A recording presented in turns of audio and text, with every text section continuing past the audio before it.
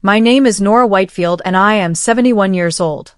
My sister-in-law told the neighbors I was neglecting my property. I sold the land to a nightclub developer and moved out the next day. I stood behind the tall hedge with my pruning shears, the heavy scent of jasmine thick in the humid afternoon air. My heart didn't just break. It turned to cold, sharp stone. My sister-in-law, Vanessa, was leaning against her shiny SUV, holding a glass of iced tea and laughing with three of the neighbor ladies. She just doesn't even mow her lawn anymore, Vanessa whispered, though her voice carried perfectly across the driveway. The poor thing is 70 years old and clearly can't afford the upkeep. It's such a shame to see a beautiful house turn into a junk pile. The other women nodded, their eyes darting toward my front porch with pity. I looked down at my hands, calloused from years of hard work, still holding the shears. I wasn't poor, and I wasn't helpless. I was just grieving my late husband in peace. Funny, I said, stepping through the hedge and raising my wine glass. I didn't realize gossip was a form of landscaping. The HOA meeting was held in the community center, a room filled with people I had known for 30 years. I sat in the back row, wearing my favorite pearls, but I felt like a criminal on trial. Vanessa stood up at the front, pointing to a slide on the screen that showed a slightly overgrown corner of my backyard.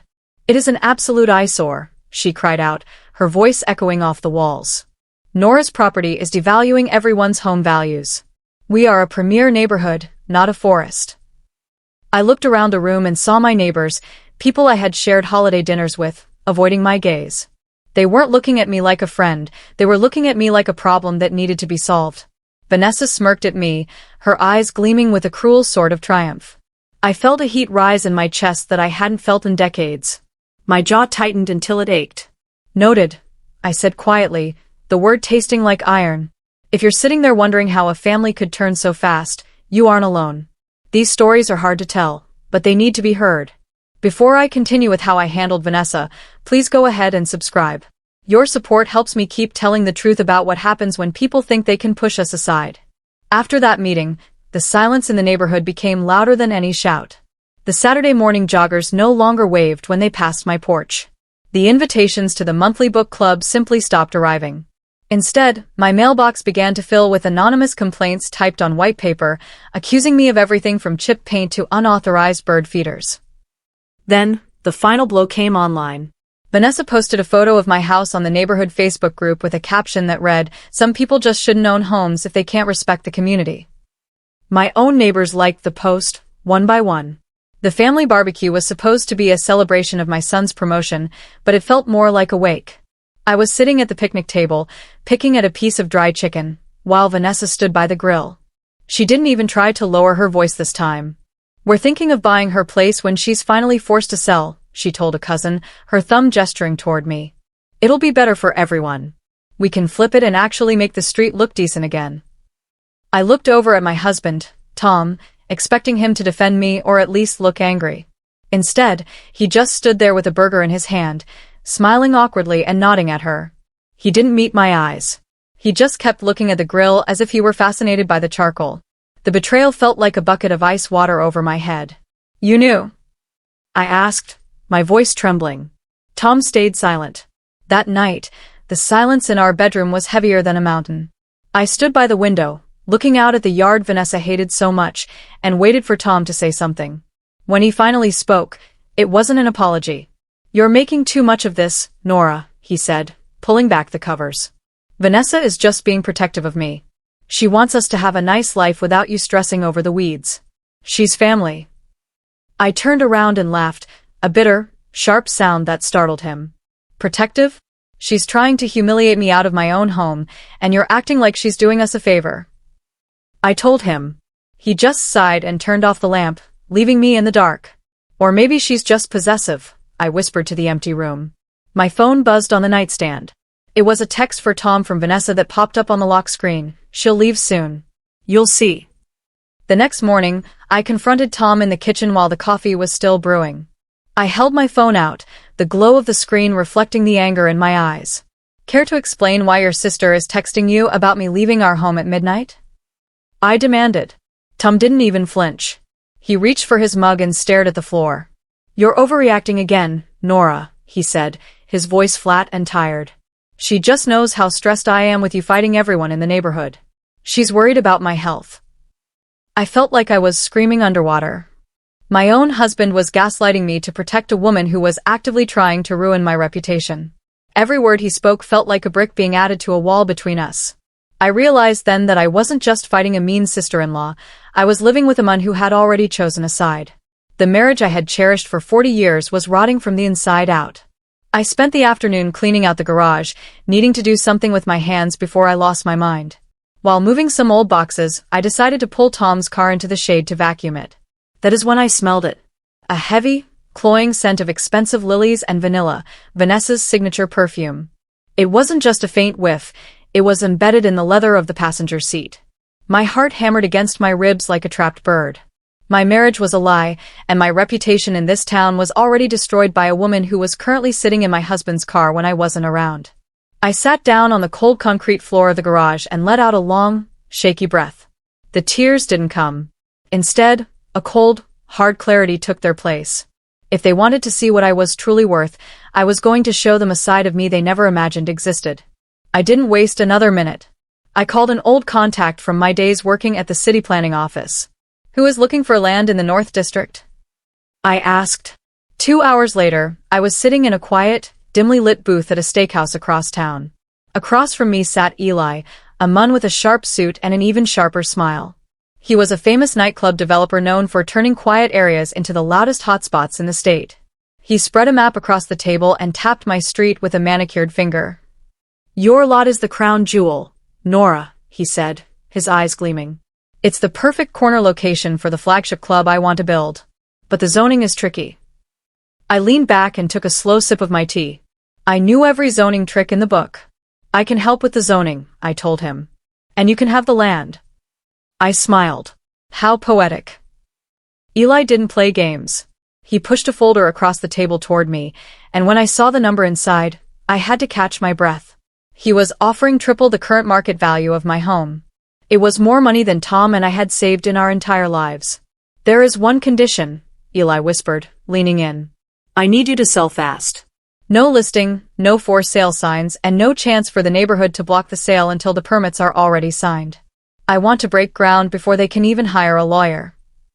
I looked at that number, then I thought about Vanessa's smug face at the HOA meeting. I thought about the anonymous complaints and my husband's silent betrayal. I didn't need a lawyer, and I didn't need to prey on it. I pulled a pen from my purse and signed the contract without a single second of hesitation. The house was officially his. The next week was a blur of secret movements. I didn't tell Tom, and I certainly didn't tell Vanessa. Every night, after Tom fell asleep, I would quietly pack my most precious belongings into small boxes and hide them in the back of my closet. I felt like a spy in my own home, but the adrenaline kept me awake. On Tuesday evening, I attended the monthly HOA meeting one last time. Vanessa was in rare form, standing at the podium and practically begging the board to fine me for my neglected porch furniture. "We really should just force her to move for the good of the community," she said, looking directly at me with a nasty smirk. I didn't get angry. I didn't even argue.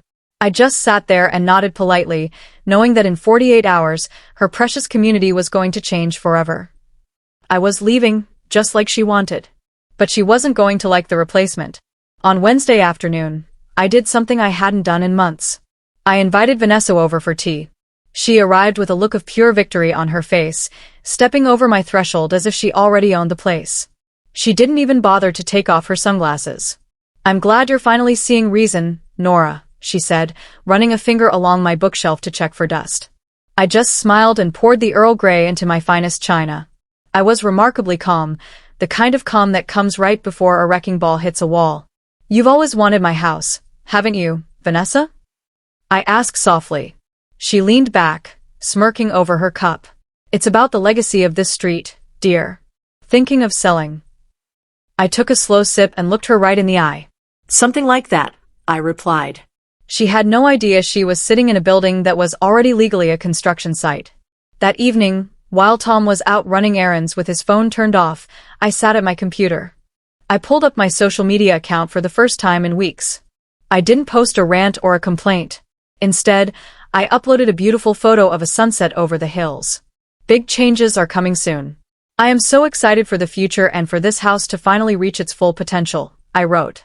Within minutes, the comments from the neighbors started rolling in.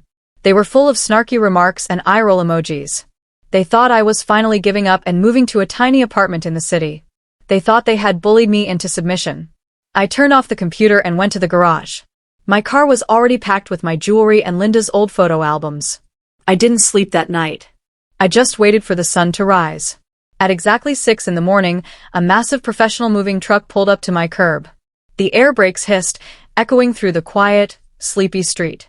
Vanessa was out of her front door in seconds, still wearing her silk robe and holding a coffee mug.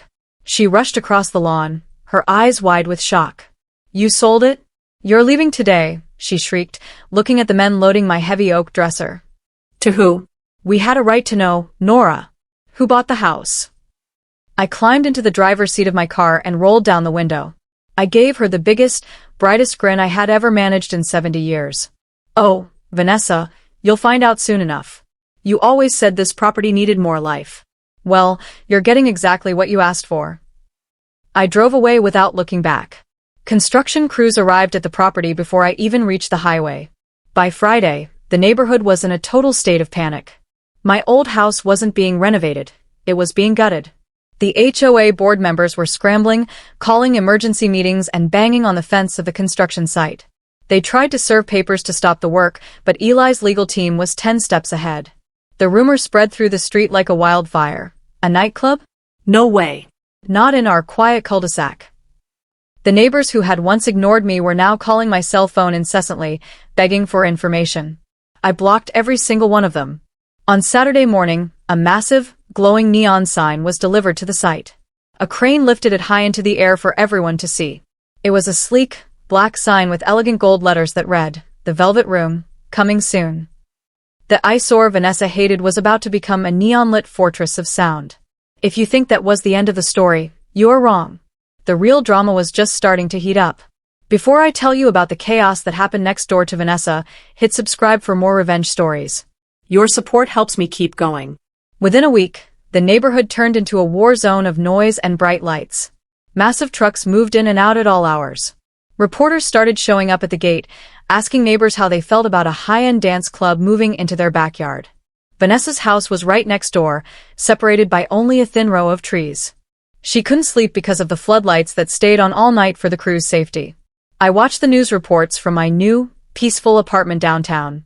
I sat on my balcony, sipping a glass of expensive wine, and watched the skyline glow. The silence in my new home was the sweetest sound I had ever heard. The phone calls from Tom started on Tuesday. I let the first 5 go to voicemail, listening to his voice transform from confusion to absolute rage. When I finally answered, he sounded like a man who had lost his mind. "Nora, you ruined our street. You ruined my life," he screamed into the receiver. "Vanessa is crying every hour. She can't even sit in her own backyard without hearing hammers and seeing those horrible neon lights. How could you do this to your own family?" I leaned back on my new velvet sofa and looked at the city lights. I didn't feel a flicker of guilt. "Correction, Tom," I said, my voice as smooth as silk. "I didn't ruin anything. I simply sold my private property to the highest bidder. The rest is just a matter of city zoning, which I told you I understood better than you did." He gasped, then spat out, "Vanessa was right about you. You're heartless." He hung up, and I smiled. A few days later, Eli stopped by my apartment to drop off some paperwork. He looked even more successful than before, his eyes dancing with amusement. "Your old neighbors are putting up a hell of a fight," he laughed, handing me a thick manila envelope. "But they're losing. Every permit is ironclad." Then his expression turned serious. "I found something else while my security team was doing background checks for the liquor license. I thought you might want to see these." He slid a stack of high-resolution photos across my coffee table. My breath caught in my throat. They were photos of Tom and Vanessa. They weren't just talking.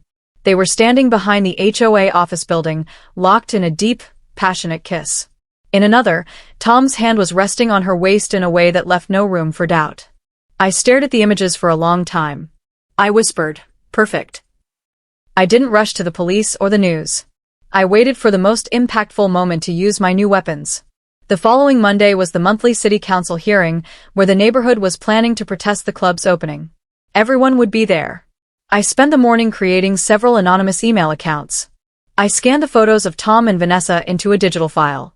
I didn't just send them to the HOA board, I sent them to every single member of the neighborhood watch and the local school board where Vanessa volunteered. I wanted the truth to hit everyone at the exact same second. I sent the final email to Vanessa's husband, Richard, who was a local councilman known for his family values platform. I hit the send button and felt a surge of cold, righteous energy. I knew that by the time the sun set, their world would be in ashes. The scandal broke before the afternoon news. The affair between a prominent councilman's wife and her own brother-in-law was too juicy for the local reporters to ignore. By 5 o'clock, Richard had moved all of Vanessa's clothes onto the front lawn and announced he was filing for divorce immediately. The family values he stood for didn't include his wife sleeping with her brother. Tom didn't fare much better. His employer, a conservative engineering firm, fired him for conduct unbecoming after the photos went viral on the community message boards. He was no longer the golden boy of the family. He was a pariah. I sat in my quiet living room and sent one single text to Vanessa's personal number. I didn't say much. I just wrote, "Still think I can't maintain property? It looks like your own house is falling apart." She didn't reply. The final collapse happened faster than I expected. Vanessa tried to call Tom for help, but he was too busy trying to find a lawyer he could afford now that he was unemployed. Her social circle, the women she had gossiped with while mocking my lawn, vanished overnight. No one wanted to be associated with a woman who had betrayed her husband and her sister-in-law so publicly. 2 weeks after the photos came out, Vanessa showed up at my apartment door. She looked 20 years older. Her hair was a mess, and her eyes were red from crying. "You destroyed me," she whispered when I opened the door. She looked like she wanted to lung at me, but she didn't have the strength left. "You planned this from the very start, didn't you?" I stood in the doorway, wearing my best silk robe, and looked down at her with nothing but pity. I stood there for a long moment, looking at the woman who had tried to erase my dignity with a few nasty words about my lawn. Vanessa was trembling, her expensive designer handbag clutched against her chest like a shield that no longer worked. "No, Vanessa," I replied, my voice as calm as a summer pond. "I didn't destroy you. You did that yourself the moment you decided that your greed and your ego were more important than family. You destroyed yourself when you stepped into my husband's car and mocked the life I built." She tried to speak, her mouth working like a fish out of water, but no sound came out. I didn't feel the need to shout or cry. The truth was heavy enough to do the work for me. I slowly reached for the handle of my heavy oak door. I looked her in the eye one last time and shut the door firmly in her face. Eli was sitting at my kitchen island, laughing softly. "You're terrifying, Nora. I like it." Eli stayed for dinner, and as we ate, he laid out a set of blueprints that were even more ambitious than the first. He wasn't just building a nightclub anymore, he was building a brand. "The Velvet Room is going to be a massive success, Nora," he said, tapping a gold pen against the table. "But I don't want to stop there. I want to build a chain of luxury bars and boutique lounges across the state. Elegant places for people with real taste." He looked at me with genuine respect in his eyes. "I need a partner who understands the local landscape and has the spine to handle the opposition. You've proven you can do both." My heart gave a little leap, not of fear, but of excitement. I had spent 40 years being Tom's wife or the lady with the roses. Now, a mogul was looking at me like an equal. "Want to be the face of the company?" he asked. I spent the next 3 months transforming. I wasn't just an older woman in a cardigan anymore. I hired a stylist, bought a wardrobe of sharp, tailored suits, and stepped into my new role as the co-owner and creative director of Eli's empire. I was stylish, powerful, and completely untouchable. We worked long hours, but it didn't feel like work. It felt like I was finally being born. The best part of my new life happened on a Tuesday morning in October. As I drove toward our downtown office, I saw it, our newest billboard. It was massive, featuring a sleek, black angle design with my own face looking poised and confident. It was placed right at the entrance of the highway, directly across from the turnoff to my old neighborhood. Every time Vanessa or the HOA members left their street, they had to look up and see the woman they had once called a poor thing. I was their new queen. Tom showed up at the office a week later. He looked terrible, his suit was wrinkled, and his face was gaunt from stress. He had been living in a cheap motel since the firm fired him. He tried to walk past the receptionist, but security stopped him. I agreed to see him in the glass-walled conference room. "Nora, please," he began, his voice cracking. "I'm so sorry. I was confused. Vanessa, she tricked me. She made me feel like I was the one in control, but it was all her. He reached across the table to touch my hand, but I pulled it away. I didn't feel anger, just a deep sense of boredom. I reached into my briefcase and slid a thick stack of papers across the polished mahogany table. "Those are the final divorce papers, Tom," I said. "And don't worry about the house. It's already gone. Just like your excuses." He stared at the papers, realizing he had lost everything. The day of the final divorce hearing arrived, and this was where the true justice began. I walked into the courtroom with Eli on one side and the best lawyer in the state on the other.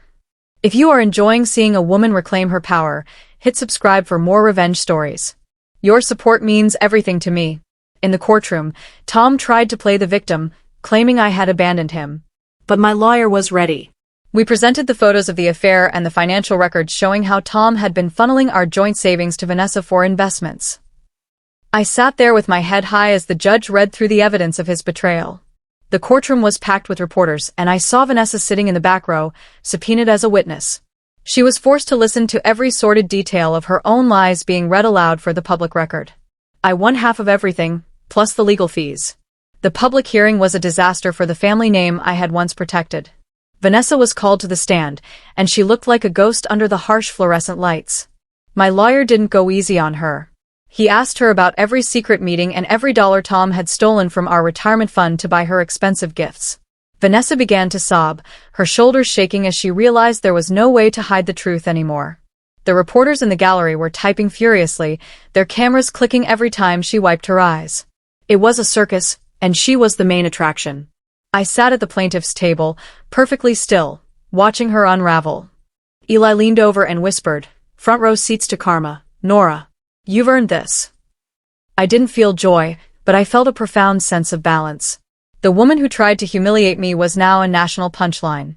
A month later, the Velvet Room finally held its grand opening. It was the biggest event the city had seen in years. Searchlights swept the sky, and a line of black town cars stretched down the street where I used to mow my own grass. The music was a deep, thumping bass that vibrated through the walls of every house on the block. From the VIP balcony, I could look directly down into Vanessa's backyard. She was standing on her patio, holding a phone to her ear and screaming at someone, likely the police. But her protests were useless. We had every permit, and the soundproofing was just within legal limits. She filed a noise complaint that very night, but the city representative, a friend of Eli's, denied it before the sun came up. She was trapped in a prison of sound and neon, right next door to my success. The pressure of the club finally pushed Vanessa over the edge. At the next HOA meeting, she completely lost her composure. She didn't realize that one of the younger neighbors was recording the entire thing on their phone. "She ruined my life," Vanessa shrieked, her face turning a bright, angry purple. "That old woman destroyed this neighborhood just to spite me. I want that club shut down or I'll burn it down myself." She was waving her arms wildly, looking completely unhinged. The video clip went viral by morning, gaining millions of views on every social media platform. People were calling her the HOA nightmare. I watched the video in my office and decided to take the high road publicly. I posted a simple comment on the video, wishing her peace and healing during this difficult time. It made me look like a saint and her look like a villain. My business with Eli didn't just grow, it exploded. With the fame of the Velvet Room, we began expanding our brand statewide. I spent my days flying in private jets and meeting with architects for our new locations in Los Angeles and San Francisco. We became inseparable, both professionally and romantically. He respected my mind, and I respected his ambition. One evening, we were standing on the roof of our new hotel project, looking out over the ocean. The wind was cool, and for the first time in my life, I felt like the world was actually big enough for me. "To success," Eli said, raising a glass of vintage champagne. He took my hand and kissed it gently. "You are the strongest woman I have ever known, Nora." I smiled, thinking of the woman who used to worry about weeds in a garden. She was gone forever. As our business grew, the value of the old neighborhood continued to plummet. What was once a quiet, elite street had turned into a bustling nightlife district. The other neighbors began to sell their homes at massive losses, unable to deal with the traffic and the noise. Vanessa's house, which she had fought so hard to protect, was now worth less than half of what it was when I lived there. The once manicured lawns were now covered in litter from clubgoers, and the silence she loved was replaced by the constant roar of engines. Her real estate agent eventually sat her down for a hard truth. "No one is going to buy a luxury home next to a nightclub, Vanessa," he told her. "You might want to consider renting it out to college students instead of trying to sell." It was the ultimate irony. I watched the real estate listings every morning like a hawk. When I finally saw Vanessa's address pop up with a reduced price tag, I knew it was time to strike. I didn't want my name anywhere near the paperwork. I used a shell company I had set up months ago, something quiet and untraceable. I made an offer that was insultingly low, but I knew she was desperate. Her bank was threatening to take the house, and her divorce lawyer was demanding his fees. She was drowning in a sea of debt she had built while trying to look superior to me. My anonymous offer was the only one she received in 60 days. I waited for her to sweat, and finally, the call came through my attorney. Vanessa signed the papers, trembling with relief that her nightmare was over. She had no idea she was handing the keys back to me. The day of the final walkthrough was a crisp, clear morning. Vanessa was standing on the curb, surrounded by a few sad-looking cardboard boxes. She looked defeated, her once expensive clothes now faded and poorly kept. Eli pulled up in his sleek black sedan, looking every bit the powerful developer he was. He stepped out and held a folder in his hand. Vanessa walked toward him, a fake, desperate smile on her face. "Thank you for buying it," she said, her voice small and shaky. "I just want to move on." Eli looked at her with a blank expression and took the keys. "I'm just the middleman," he said calmly. "Welcome to your new landlord." He stepped aside, and the car door opened. I stepped out, wearing a custom white suit and diamonds that caught the sun. Vanessa's jaw dropped so low I thought it might hit the pavement. The silence that followed was the most delicious thing I have ever tasted. Vanessa stared at me as if she were seeing a ghost, her face turning a sickly shade of gray. "You," she whispered, her hands shaking. "You bought my house?" I walked up the driveway of the home she had once tried to steal from me. I looked at the peeling paint and the dry, brown grass. "I told you I'd show you what I was worth, Vanessa," I said, my voice steady and cold. I told her she could stay in the guest house for a month while she found a new place, but there was one condition. No gossip on my property. Not a single word about the neighbors, and certainly not a word about me. Vanessa lowered her head, the fire finally gone from her eyes. "Yes, ma'am," she whispered. The queen of the neighborhood had finally learned how to bow. To celebrate the expansion of our empire, I decided to host a massive charity event at the Velvet Room. We invited the biggest influencers, city leaders, and reporters from across the state. The club was filled with the scent of expensive lilies, the same scent Vanessa used to wear, but now it belonged to me. Champagne flowed like water, and the music was perfect. I stood on the stage, looking out at a sea of people who admired me. I wasn't just a widow or a neighbor anymore, I was a titan. I raised my glass to the crowd, the diamonds on my fingers sparkling under the disco lights. "To the beauty of new beginnings," I toasted, my voice echoing through the speakers. "And to the endings that make them possible." The applause was deafening. I looked toward the back of the room and saw my own reflection. I didn't recognize the old Nora anymore. Life has a funny way of settling into a new rhythm once the storms pass. Vanessa eventually moved into a tiny apartment across town and started therapy to deal with her anger issues. She was no longer the woman who controlled the HOA, she was just another face in the crowd. Tom had vanished from town completely, rumored to be working a low-level job in another state where no one knew his name. I felt a strange sense of peace. I decided to mail Vanessa a card on the one-year anniversary of her moving out. I didn't fill it with insults. I just wrote, "Growth looks good on you." I wanted her to know that I wasn't holding on to the anger anymore. I had won so completely that there was no room left for hate. I had reclaimed my life, my name, and my future. My life didn't just return to normal, it expanded into something I never thought possible for a woman of my age. Nora and Eli became a name that people whispered with respect in every boardroom from Phoenix to London. Our business empire grew internationally, and soon, my face wasn't just on local billboards. I was being photographed for the covers of major business magazines. One morning, I sat in a luxury hotel in Paris, looking at a glossy magazine on the coffee table. The headline read, "The Velvet Woman, from HOA Shame to Business Fame." I laughed softly, tracing the lines of my face in the photo. The world finally saw what I had always known. I wasn't a fragile flower to be stepped on, I was the oak tree that stayed standing through the gale. I had turned a neighborhood war into a global success story, and I felt more alive at 71 than I ever had at 21. Before the grand opening of our 10th location, I felt a pull in my heart to return to that old street one last time. I drove my custom car down the familiar road, but it felt different now. The neighborhood wasn't a place of judgment anymore, it was a place of life. The street was bright with the glow of the Velvet Room's entrance, and I could hear the distant sound of laughter and music floating on the breeze. It was no longer a quiet, stagnant museum of old rules and bitter gossip. It was vibrant. It was mine. I parked the car and walked up to the old iron fence I used to paint every summer. I ran my hand over the cool metal, feeling the history of the place under my palm. Not neglected anymore, I whispered to the night air. I had taken something broken and turned it into a masterpiece of my own making. Eli joined me at the fence, leaning against the post with a quiet smile. He looked at the club, then at me, and I could see the admiration in his eyes. "Do you ever regret it, Nora?" he asked, his voice low and serious. "The noise, the chaos, what happened to the family?" I didn't have to think about my answer. I looked at the neon lights reflecting in the windows of the house and felt a profound sense of satisfaction. "Only that I didn't sell sooner," I replied. I had spent too many years trying to be small so that other people wouldn't feel uncomfortable.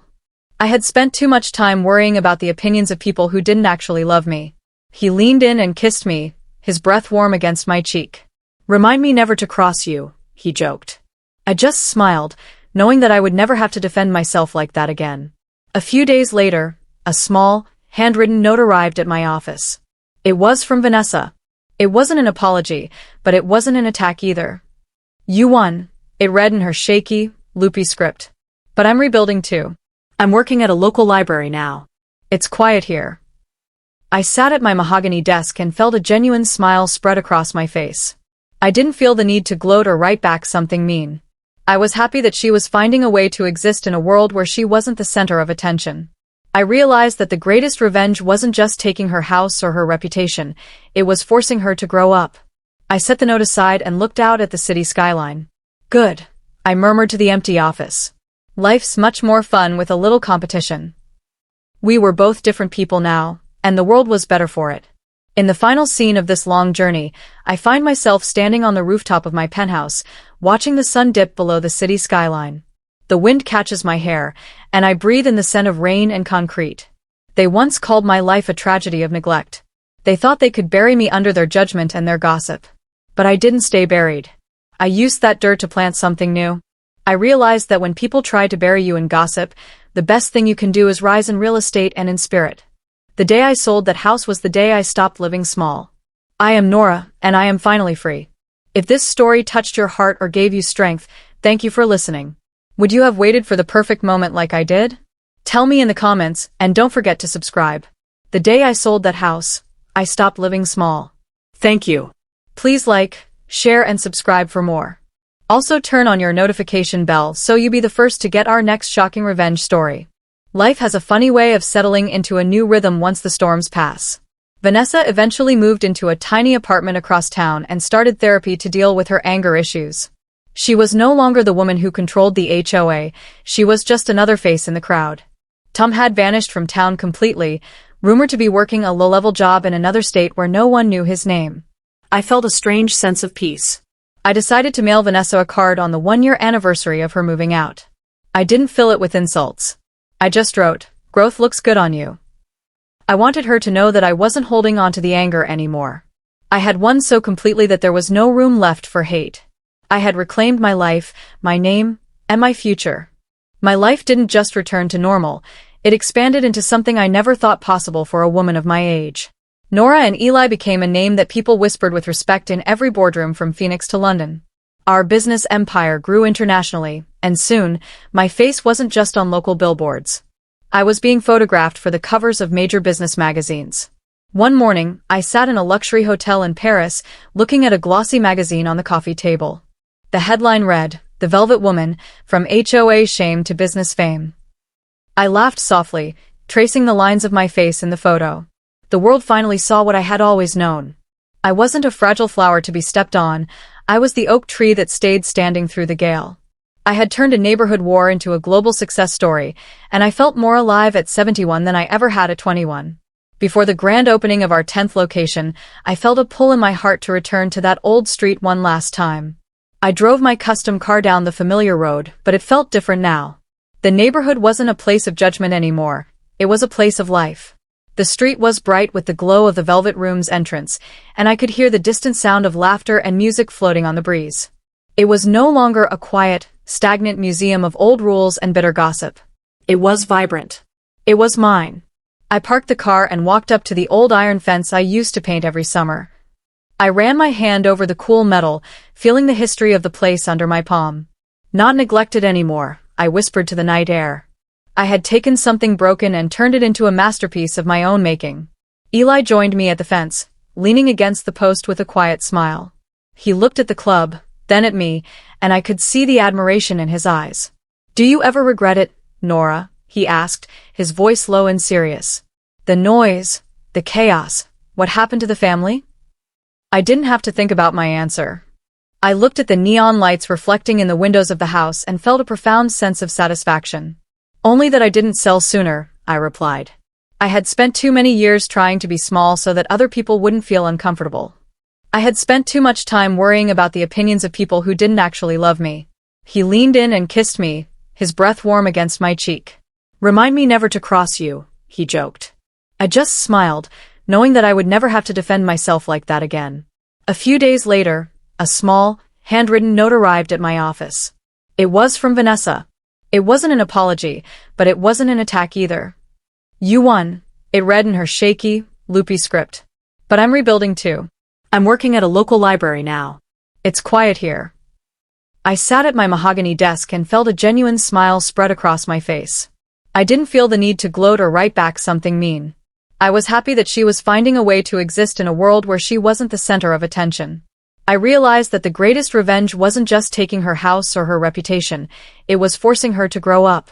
I set the note aside and looked out at the city skyline. "Good," I murmured to the empty office.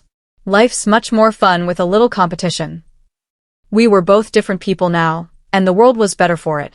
In the final scene of this long journey, I find myself standing on the rooftop of my penthouse, watching the sun dip below the city skyline. The wind catches my hair, and I breathe in the scent of rain and concrete. They once called my life a tragedy of neglect. They thought they could bury me under their judgment and their gossip. But I didn't stay buried. I used that dirt to plant something new. I realized that when people try to bury you in gossip, the best thing you can do is rise in real estate and in spirit. The day I sold that house was the day I stopped living small. I am Nora, and I am finally free. If this story touched your heart or gave you strength, thank you for listening. Would you have waited for the perfect moment like I did? Tell me in the comments, and don't forget to subscribe. The day I sold that house, I stopped living small. Thank you. Please like, share and subscribe for more. Also turn on your notification bell so you be the first to get our next shocking revenge story.